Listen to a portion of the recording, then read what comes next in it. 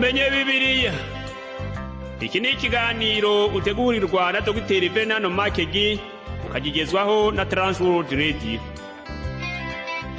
Soma kandi wige Bibiliya usobanukirwe ijambo ry'Imana.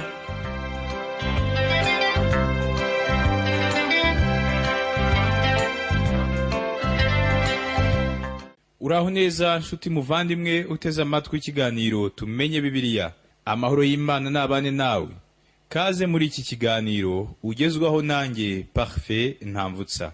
Ubushize twaganiriye byinshi byerekeranye n'umuhanuzi Obadiya. Mubwira ko ubuhanuzi bw'uyu mugabo bugaruka cyane ku bantu babiri aribo Esawu na Yakobo.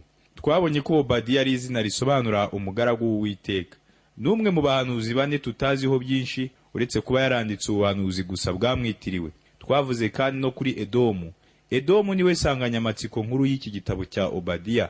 Twabonye kandi ko kugira ngo tumenye byinshi kuri Edomu ari byiza gusubira inyuma mu gitabo cy'Itangiriro kuko ariho havugwa byinshi kuri Edomu. Esawu niwe Edomu kandi Edomu niwe Esawu. Abedomu bari urubyaro rukomoka kuri Esawu nk'uko Abisirayeli nabo bakomoka kuri Yakobo. Wibuke mu mateka ko Esawu yari impanga ya Yakobo, bakaba bombi bari abahungu ba Isaka na Rebeka. Ntabwo basaga nk'uko impanga nyinshi zimera, ahubwo bo bari batandukanye. Kuva bakiri mu nda, aba bana bombi batangiye guhangana. Esawu yikundiraga gusohoka cyane akajya guhiga, naho Yakobo yakundaga kwigumira mu rugo akiga guteka. Yakobo yari inshuti ya nyina cyane, akaba yari ameze nk'uhambiriwe kuri we ubutamuvaho. Nanone kandi Yakobo yari afite umwuka wo kugenzura ibintu mu by'ukuri bitigeze biranga mukuru we Esawu. Esawu yari umunyamubiri cyane utaritaga ku bintu by'umwuka. Esawu yaje kugurisha umurage w'imfura na Yakobo hejuru y'isupu yonyine, yemera guhara umurage we. Twabonye ko Esawu ari ishusho y'abakristo b'abanyamubiri, naho Yakobo akaba ishusho y'abakristo bita ku by'umwuka. Twabonye kandi ko muri Esawu na Yakobo havutsemo amashyanga abiri atarigeze yumvikana na rimwe, ariko byose bikaba byaratangiriye mu nda ya nyina w'aba bahungu bombi aribo Esawu na Yakobo. Uyu munsi rero turakomeza kuganira ku birebana n'icyaha cya Edomu cyatumye abo muri ubwo bwoko bahanurirwa amakuba n'ibyago bikomeye byagombaga kubabaho. Muri Obadiya ku murongo waho wa mbere haravuga ngo ibyo Obadiya yeretswe. Ibi ni byo Uwiteka Imana ivuga kuri Edomu. Twumvise ubutumwa buvuye ku Uwiteka, kandi intumwa yatumwe mu mahanga ati nimuhaguruke kandi natwe duhaguruke dutere ubwo bwoko. Obadiya yari havuga ubutumwa yahawe n'Uwiteka Imana mu buryo bwumvikana. Ariko se Obadiya ninde? Nk'uko twabivuze mu ntangiriro, Obadiya ni umwe mu bahanuzi bato tutaziho byinshi. Izina rye ryari izina rusange kuko ryari rifitwe n'abantu benshi, rikaba risobanura ngo umugaragu w'Uwiteka. Twasomye rero ngo ibi ni byo Uwiteka Imana ivuga kuri Edomu. Edomu ni ryo pfundo ry'iki gitabo gito cya Obadiya. Akaba ari nayo mpamvu bidusaba gusubira mu gitabo cy'Itangiriro kugira ngo tumenye neza Edomu uwo ari we. Mbese Edomu ni hehe? Cyangwa se Edomu asobanura nde? Mu gitabo cy'Itangiriro tubona igisekuruza cya Edomu kivugwaho gitya giti uru ni rwo rubyaro rwa Esawu niwe Edomu. Aya magambo yanditse mu Itangiriro ibice 36 ku murongo wa mbere. Ahandi nanone hakavuga ngo Esawu atura ku musozi Seyiri. Esawu niwe Edomu. Uru ni rwo rubyaro rwa Esawu, sekuruza w'Edomu bo ku musozi Seyiri. Ibi dusomye nibyo byanditswe kuri Edomu, bikaba biboneka inshuro 3. Dutekereza ko Mose ibi atigeze abimenya na gato, ariko umwuka w'Imana we yarazi ko ari ngombwa kubyumvikanisha. Esawu ni Edomu kandi Edomu ni Esawu. Abedomu bari urubyaro rukomoka kuri Esawu, nk'uko Abisirayeli nabo bakomoka kuri Yakobo. Wibuke mu mateka ko Esawu yari impanga ya Yakobo, bakaba bombi bari abahungu ba Isaka na Rebeka. Ntabwo basaga nk'uko impanga nyinshi zimera, ahubwo bari batandukanye cyane. Ibyanditswe bibagarukaho mu gitabo cy'Itangiriro ibice 25, aho Rebeka yendaga kubyara izo mpanga. Ibyanditswe bivuga kuri aba bahungu babiri ngo abana bakiranira mu nda ye. Aribaza ati ubwo bimeze bityo ibi imbereyeho iki? Aragenda ajya kubaza Uwiteka. Uwiteka aramusubiza ati, inda yawe irimo amahanga abiri, amoko abiri azatandukana, ahereye igihe azavira mu mara yawe. Ubwoko bumwe buzarusha ubundi amaboko, umukuru azaba umugaragu w'umuto. Aya magambo yanditse mu Itangiriro, igice cya 25, uhereye ku murongo wa 22 ukagera ku murongo wa 23. Kuva bakiri mu nda, aba bana bombi batangiye guhangana. Esawu yikundiraga gusohoka cyane akajya guhiga, naho Yakobo yakundaga kwigumira mu rugo akiga guteka. Yakobo yari inshuti ya nyina cyane, akaba yari ameze nk'uhambiriwe kuri we ubutamuvaho. Nanone kandi Yakobo yari afite umwuka wo kugenzura ibintu mu by'ukuri bitigeze biranga mukuru we Esawu. Esawu yari umunyamubiri cyane, utaritaga ku bintu by'umwuka. Esawu yaje kugurisha umurage w'imfura na Yakobo hejuru y'isupu yonyine, yemera guhara umurage we. Umva ikiganiro izi mpanga zagiranye.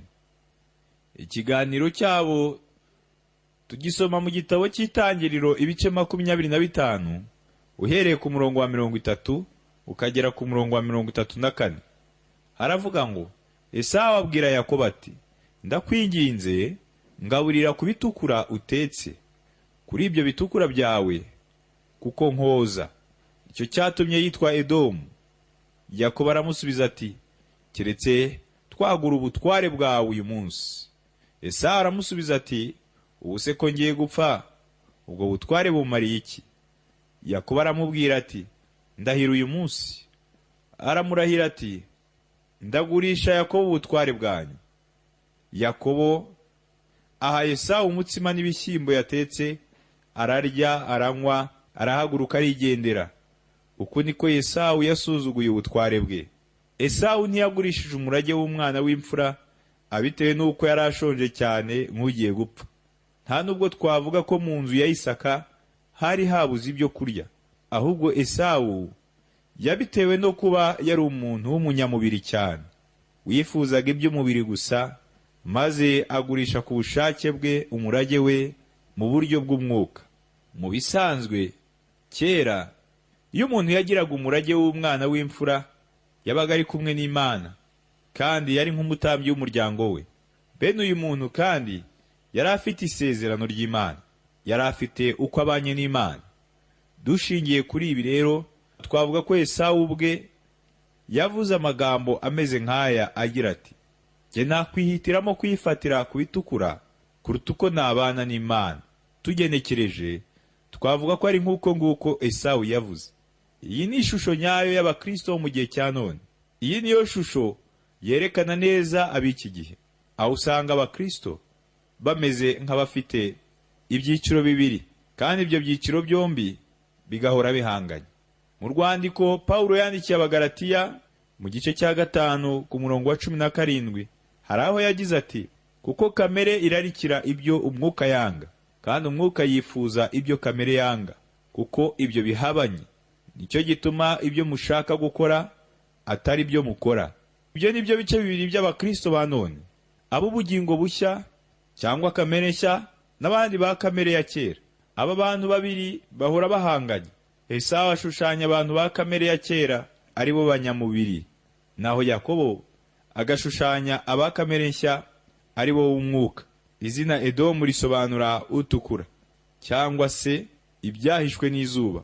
Izuba rihisha ibintu, riboneka gusa muri cya gihe haba hari izuba rifite imirasire ibasha kwinjira mu ruhu, ikaruhindura rukamera nk'uruhishije.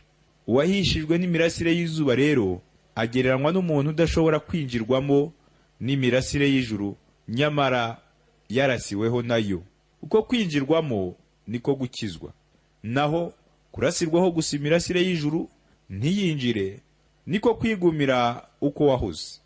Rero imirasire y'ijuru iragukiza cyangwa se ikagutwika gusa, izinjira muri wowe cyangwa utahire gutwikwa nayo gusa.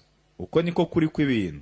Esawu yashushanyaga iby'umubiri, niwe rero wabaye Edomu. Yakobo we yabaye Isirayeli, ahinduka igikomangoma cyo mu Mana, kuko ari we uhagarariye iby'umwuka. Dufite inkuru za Esawu mu gitabo gitangira isezerano rya kera, kandi tunafite inkuru y'ibye mu gitabo giheruka iryo sezerano rya kera, aricyo cya Malaki. Reka dusome ubutumwa twumve. Muri Malaki igice cya mbere ku murongo wa 2 n'uwa 3 haravuga ngo, narabakunze niko Uwiteka avuga, nyamara murabaza muti wadukunze ute? Uwiteka ati, Esawu ntiyari mukuru wa Yakobo se? Ariko rero nakunze Yakobo, Esawu ndamwanga. Imisozi ye nyihindura amatongo, gakondo ye nyiha imbwebwe zo mu kidaturwa. Ibi ni ibintu bitumvikana Imana yavuze hano, aho yavuze ngo nakunze Yakobo ariko Esawu ndamwanga. Iyi mvugo yakunze gutera urujijo mu bantu benshi. Umunsi umwe umunyeshuri yabajije Dr. Griff Thomas iki kibazo agira ati, Dr. mfite ikibazo cy'aya magambo yanditse mu gitabo cya Malaki, kuko ntabasha kumva ukuntu Imana yavuze ko yanze Esawu. Icyo gihe Dr. Thomas yaramusubije ngo, musore, nanjye mfite ikibazo kuri uyu murongo, ariko ikibazo mfite gitandukanye n'icyawe. Mu by'ukuri jye numva neza impamvu Imana yanze Esawu, ahubwo sinzi impamvu yakunze Yakobo. Rwose aho ibintu bibera ingenzi cyane muri iki gitabo gito cya Obadiya, nuko ariho honyine hagaragaza impamvu Imana yanze Esawu. Uwitwa Gisberg, umuyuda w'umuhanga mu bya Bibiliya, yavuze yuko ku murongo wa 6 w'iki gitabo cya Obadiya hagira hati, mbega ukuntu ibya Esawu bigaragara neza nk'ibyambaye ubusa. Mu yandi magambo bihita bigaragara neza ukibisoma bwa mbere muri iki gitabo gito cya Obadiya. Ni nkaho rero Obadiya yarebeye Esawu mu cyumba cya microscope, hanyuma akamureberamo neza, akamwitegereza neza rwose. Noneho reka twongeraho aya magambo tuvuga ngo si Obadiya warebeye Esawu muri microscope gusa, ahubwo Obadiya ubwe ni microscope y'Imana. Reka duse koko n'abari kurebera muri microscope. Niwitegereza neza urabona Esawu umwe ameze neza. Noneho reba Esawu umwe avuyemo ba Esawu bato bangana n'ibihumbi 250. Urwo rubyaro rero nirwo ruhinduka Edomu. Reka tuvuge ko gafotozi yongeye kuregera neza apareye, hanyuma gakurura ishusho nini, wasanga avuze ngo ifoto nayigize nini. Mu yindi mvugo, Obadiya yaguye cyane Esawu kugira ngo tubashe kumenya neza aho ububi bwa Esawu bushingiye, kandi tunamenye impamvu nyakuri yatumye Imana yanga Esawu. Icyahoze ari akantu gato kinjiye mu ruhu maze kibyara ikintu kinini nka kanseri. Mbese icyari gito muri Esawu kikubye inshuro 100,000 mu gihugu. Bigitangira Imana ntiyavuze ko yanga Esawu, ahubwo Imana yaretse Esawu aragaruka aba igihugu, maze ibona guhishura icyatumye imwanga. Imana ntiyigeze ivuga ko yanga Esawu cyangwa ikunda Yakobo kugeza ku gitabo cya nyuma cy'isezerano rya kera. Aba bahungu bombi ba Isaka baje kuvamo ishyanga, buri umwe ukwe undi ukwe, ari byo bihugu bya Edomu na Isirayeli. Isirayeli yakoreshejwe cyane n'Imana mu myaka myinshi yatambutse, ndetse niyo tubona yavuyemo abakozi b'Imana batandukanye nka Mose, Yosuwa, Samweli, Dawidi, Hezekiya, Nehemiya, Ezira ndetse n'abandi benshi bo mu bihe bitandukanye. Ariko ishyanga rya Edomu ryo ryabaye irisenga ibigirwamana. Edomu ntiyigeze yubaha Imana, ntiyigeze igarukira Imana. Ni nayo mpamvu Imana yanze Esawu ikanga n'igihugu cye. Ese ubu noneho ntumenye neza impamvu Imana yanze Esawu? Ndizera neza ntashidikanya ko hari icyo bigufashije mu kumenya icyatumye Imana yanga Esawu. Muri Obadiya ku murongo waho wa 2 haravuga ngo, dore mu yandi mahanga nakugize ishyanga rito, urahinyurwa cyane. Abedomu bari ubwoko bukomeye, kandi rwose tubibona muri iki gitabo gito cya Obadiya ko bari ubwoko bukomeye cyane. Ariko Imana yari ivuga ko bagiye gushyirwa hasi. Obadiya yahanuye ibi abivuga nk'ibizaba kera, ariko ubu tuvugana byamaze kuba. Ese ni ikihe cyaha gikomeye cyazaniye urubanza Edomu? Muri Obadiya ku murongo wa 3 haravuga ngo, ubwibone bw'umutima wawe bwaragushutse, weho utuye mu bisate by'urutare, ukaba mu buturo bwo hejuru cyane, ukibwira mu mutima wawe uti, ninde wamanura akangeza hasi? Ngo ubwibone bw'umutima wawe bwaragushutse. Ese niki cyatumye Imana yanga Edomu? Ni ubwibone. Mvuze ibi nirengagije ko abasomyi benshi bagira imyumvire myinshi itandukanye kuri iyi ngingo. Nshuti yanjye, ubwibone ni bubi cyane. Kugira ngo wumve neza isomo riri aha ngaha, reka ntangure urugero. Reka tuvuge ko hari umukristo nzi winyweraga inzoga cyane, hanyuma nkaza kugusaba inama y'ukuntu itorero ryagenza uwo mukristo. Ntekereza ko benshi bahita bambwira bati nahagarikwe. Nanjye kandi ndemeranya nawe. Reka nanone tuvuge ko umwe mu bayobozi b'itorero yafatiwe muri supermarket na polisi ku mugoroba washize ariho yiba amafaranga. Ndahamya ko na hano wambwira uti uwo muyobozi w'itorero nahagarikwe mu gihe runaka. Nanone kandi tekereza nkubwiye ko hari umunyetorero wuzuye ubwibone cyane. Nahamya neza ko utavuga ngo uwo nahagarikwe mu itorero.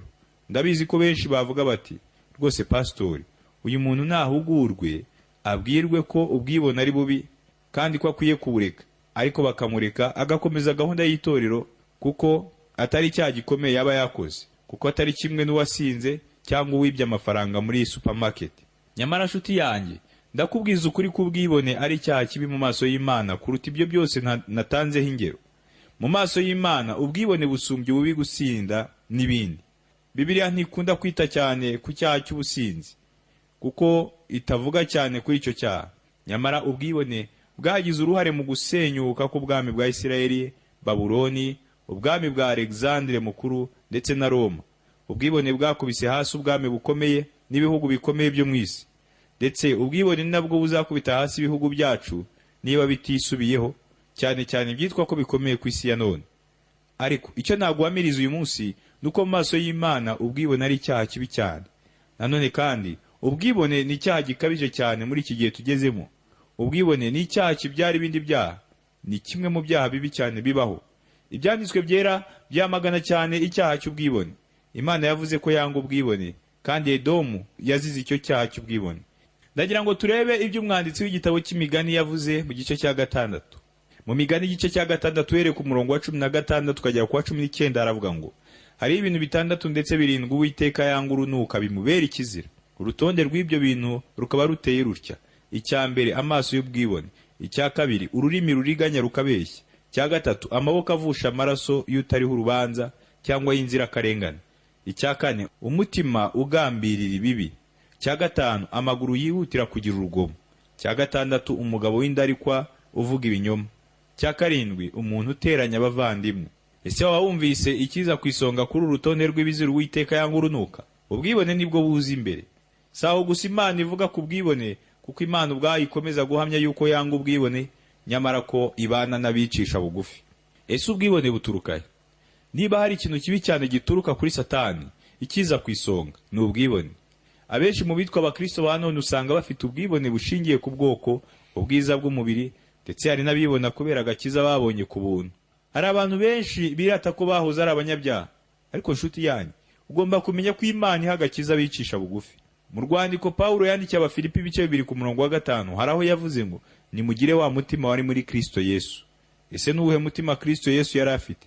Kristo yari afite umutima wicisha bugufi cyane. Ubwibone ni kimwe mu bintu byangiza ubuhamya bw'abakristo benshi, bigatuma batandukana n'ubwiza bw'Imana. Abakristo b'ubwibone nibo bajya mu rusengero bagamije kwiyerekana gusa, nyamara batazi ko bari mu nzira yerekeza Gehinomu. Abakristo b'ubwibone nk'aba usanga badafite urufatiro muri Kristo Yesu nk'ibuye rizima ryo kubakiraho agakiza kabo. Ubwibone bwagushije abantu benshi bapfa bahagaze mu by'umwuka kuko bazamuye intugu cyane barikakaza. Ikindi wamenya nuko ubwibone ari nabwo bwagushije Satani. Ubwibone nibwo bwatumye Nebukadinezari acishwa bugufi. Ubwo yari mu ngoro y'ibwami Babuloni, yari yirase cyane, aravuga ati ngiye Babuloni hakomeye niyubakiye ngo habe umurwa wanjye nturaho, nkubakishije imbaraga z'amaboko yanjye ngo buheshe ubwami bwanjye icyubahiro. Ibyo babisoma muri Daniel ibice 4 ku murongo wa 30. Uti niki se cyabaye kuri Nebukadinezari?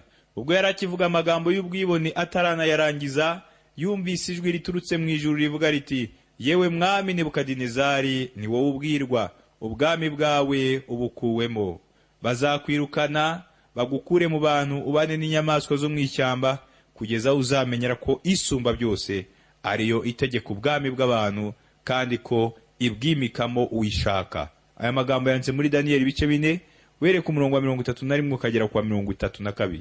Inshuti yanjye, urumva ko ibyabaye kuri Nebukadinezari bitari impanuka. Abahanga mu bya psychology ya kino gihe bashobora kukubwira ko Nebukadinezari yagize ikibazo cy'udutsi tw'ubwongo hanyuma gasara. Ariko kuri guhari nuko uyu mugabo Nebukadinezari atigeze amenya icyabaye kuri we. Yisanze ari hanze ari kurisha nk'inyamaswa yo mu ishyamba. Kuki ibyo byabaye? Kuko iyo umuntu yizamuye Imana imucisha bugufi. Shuti yanjye, ese wamaze gusobanukirwa ubwibone icyo ari cyo? Reka ngo ubusobanuro bw'iri jambo ubwibone mu buryo burambuye. Ubwibone bwo mu mutima ni umwifato w'umuntu wiyemera akavuga ko ashoboye ubwe hatabayeho uruhare rw'Imana. Tubona muri iki gitabo cya Obadiya ko ubwibone bwo mu mutima bwashutse igihugu cya Edomu nk'uko Esawu yagurishije umurage w'umwana w'imfura. Nubwo kwa Isaka rwa rugo rwuzuyemo ibyo kurya byinshi, Esawu yihitiyemo ibitukura abigurana umurage w'umwana w'imfura. Esawu ntiyitaye ku by'Imana na gato, nuko aza guhinduka ishyanga rikomeye rifite ubwibone, kuko Abedomu bagezaho bumva ko bihagije nta mana bakeneye. Twasomye ngo, weho utuye mu bisato by'urutare, ukaba mu buturo bwo hejuru cyane, ukibwira mu mutima wawe uti, ninde wamanura akangeza hasi? Abedomu bari batuye ahantu h'imiterere yihariye, hari ibitare mu buturo bwo hejuru cyane. Kandi aho hantu haracyariho na bugingo n'ubu, ndetse ba mukerarugendo barahatemberera, maze bagatangazwa n'uko hangana. Umujyi wa Edomu wari wubatswe ku rutare, hakaba hari harinzwe cyane n'imiterere yawo, kuko hari irembo rito cyane. Ifarashi n'uyigenderaho byashoboraga kwinjira muri uwo mujyi, ariko bigasaba kwitonda no kwigengesera.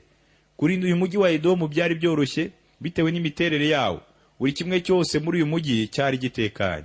Umujyi wa Edomu wari urinzwe nka banki y'isi, kuko muri iyo banki ariho ibihugu bitandukanye bibitsamo amazahabu n'amafeza yabyo. Abedomu bari bituriye mu busate bw'igitare. Bari batuye mu buturo bwo hejuru, aho bibwiraga ko nta wabamanura ngo bageze hasi. Ntabwo bemeraga ubuyobozi bw'Imana, ahubwo barwanyaga Imana. Ese iyo igihugu kiranzwe na bene ubwo bwibone, Imana ibigenza ite? Muri Obadiya ku murongo wa 4 haravuga ngo, naho watumbagira hejuru nk'igisiga, icyari cyawe ukacyarika hagati y'inyenyeri, aho naho nzahakumanura ugwe hasi. Niko Uwiteka avuga. Ngo naho watumbagira nk'igisiga. Igisiga gikunda gukoreshwa mu byanditswe nk'ikimenyetso cy'Imana. Abedomu bashatse kuzamuka ngo barenge Imana nk'uko Satani yabigerageje. Bese bari bagiye kwigira utumana duto. Abedomu bashakaga kwishyura mu mwanya wo gukora nk'iby'Imana ikora. Irindi jambo twasomye riravuga ngo, icyari cyawe ukacyarika hagati y'inyenyeri. Iki nicyo cyaha Satani yakoze, kuko yizamuye akishyira hejuru y'inyenyeri. Imana ikavuga ngo, aho naho nzahakumanura ugwe hasi. Shuti yanjye, burya abantu benshi muri iki gihe bakomeje kwizamura bigereranya n'Imana. Iyo nge nawe turi muri ubu buzima twiyemeye, tuba twishyize mu mwanya w'Imana. Icyo gihe tuba twiyicaje ku ntebe y'ubuyobozi. Icyo nicyo gisobanuro cy'ijambo bwibone, kandi umuntu wese urangwa n'iyo myifatire abagana mu rupfu rw'iteka ryose. Reka twongere duse nk'abarebera muri microscope. Edomu niwe Esawu wihinduye, ni nkaho ari Esawu uhagaze imbere yacu. Hanyuma wamurebera muri microscope ukabona iki? Ubona umuntu nyamaswa, ubona imyifatire ya kinyamaswa iteye ubwoba kandi mibi cyane. Uramutse witegereje neza muri iyo microscope, ushobora guhita uvuga ngo, ayiwe, burya dukomoka ku nyamaswa. Ariko icyo gihe waba ushaka kuvuga ko abantu dukora imirimo ipfuye ya kinyamaswa. Abantu ntabwo twazamuwe, ahubwo twacishijwe bugufi. Ntihabayeho kuzamuka, ahubwo habayeho kumanuka. Isomo ryiga ku nkomoko n'imibereho ya muntu ryakunze gutera urujijo guhera mu kinyejana cya 20. Turamutse tuvuze ko umuntu akomoka ku ngunzu, twaba dutije umurindi abatizera. Mu by'ukuri uko imibereho ihinduka ntibyerekana inkomoko y'ibintu. Hari abagiye babifata nk'aho ari ukuri kwa Bibiliya, kuko amaradiyo, amateleviziyo, amashuri abantu biga, ibisohoka mu binyamakuru byagiye byoza abantu mu mitwe, bikabakuramo iby'Imana, bakizera ko hari ibihamya byabyo, nyamara atari ukuri. Dr. Magi yavuze ko yagize amatsiko menshi yo kwiga no gukurikirana ubuzima bwa muntu mu bihe bitandukanye kuva akiri muto. Bituma avumbura uburyo abana b'abantu bibeshya cyane, maze kubera kwigira ibyigenge ku Mana, bagahimba ibintu bahereye ku by'Imana yaremye, maze ibyo bahimbye bakabyandika mu bitabo, abantu bakabyiga nk'ukuri. Magi avuga ko yasomye ibitabo byinshi bivuga ku nkomoko y'ibyaremwe, ndetse asoma ibijyanye n'inkomoko ya muntu mu buryo bw'umwihariko. Nuko nyuma yaho yiga mu mashuri atandukanye arimo za seminari, aho yabashije kumenya uburyo abantu batemera Imana bagiye bigisha imyumvire yabo, maze ibyo bitekerezo bya muntu bigatiza umurindi abapagani barwanya Imana, bakarwanya n'ubutumwa bwayo. Abiyita abahanga benshi bagiye bahamya ukuri kutariko, nubwo ibyo bavuze byagiye biba nk'ihame mu bantu. Ntabwo twagendera ku bwenge bupfuye bw'abo bahanga, nta nubwo twabushyigikira rwose. Ariko nshuti yanjye, ndagira ngo dutekereze duhereye kuri iki gitabo gito turiho twiga cya Obadiya. Ese dushingiye ku by'Imana yakoze kuri Edomu, twabiki gihe ntacyo bitubwiye? Nshuti yanjye, hari icyo Imana iri kutubwira muri iki gitabo cya Obadiya. Ese wamfasha kugitekereza no kukibaza? Ese ubundi kuki abahanga bavuga cyane iby'imyaka amagana ishize? Rwose ndaguhamiriza ko niba n'iyo myaka yarabayeho koko, ukaba wanagira amahirwe yo kubona ibyaranze iyo myaka, wasanga n'ubundi abantu b'icyo gihe barabayeho nk'inyamaswa, ariko badasa nazo. Ntabwo abantu basa n'inyamaswa, ndetse muri bo hari abantu bitwa ko ari beza cyane. Ikibazo cy'abantu gusa ni kimwe, ni uko ubwibone bubatera kwigomeka ku Mana yabaremye, bagashaka kwiberaho batandukanye nayo. Ariko ubundi ntabwo basa n'inyamaswa, ahubwo uko kwigomeka kwabo kwatumye babaho nk'inyamaswa. Yewe hari naho umuntu agera agakora ibirenze ibya kinyamaswa. None se wari wabona inyamaswa yasinze igakubita umugore wayo cyangwa umwana wayo nk'uko umuntu abikora? Ese hari ikindi kiremwa uzi mu isi gikora ubutinganyi? Ubutinganyi ni ibikorwa bibi cyane birenze ibya kinyamaswa. Nshuti yanjye, ndakubwiza ukuri ko umuntu wa none asigaye ari hasi y'inyamaswa kubera ubwibone bwe. N'abo muri Edomu nuko bari bameze, maze bacishwa bugufi cyane kubera ubwibone bwabo, bakirwa munsi y'inyamaswa. Mu by'ukuri nta muntu wigeze akomoka ku nyamaswa, ahubwo kubera ubwigomeke n'ubwibone bwe, umuntu yacishijwe bugufi ajya munsi y'inyamaswa, abitewe no kumva ko yabaho yihagije. Wibuka ijambo Imana yabwiye Abedomu, yarababwiye ngo naho watumbagira hejuru nk'igisiga, icyari cyawe ukacyarika hagati y'inyenyeri, aho naho nzahakumanura ugwe hasi.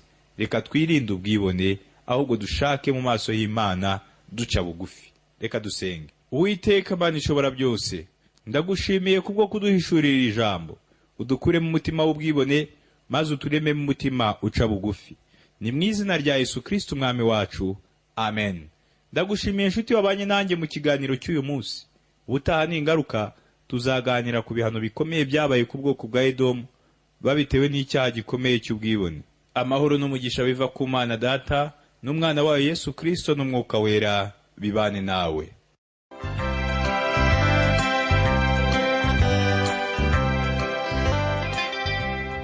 Icyo cyari ikiganiro tumenye Bibiliya. Niba wifuza kugira icyo ubaza, kudutera inkunga cyangwa kuduha ubuhamya, ushobora guhamagara cyangwa kohereza ubutumwa bugufiya kuri telefoni igendanwa. Inomero ni 07 81 27 90 18.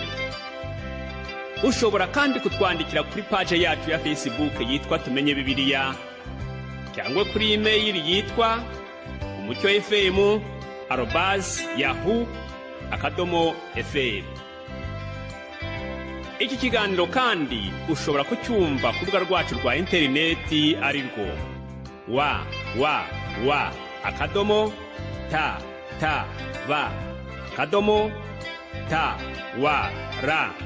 www.tw.org. Kanda ahanditse ijambo ry'icyongereza rivuga ngo languages, maze uhitemo ururimi rw'Ikinyarwanda.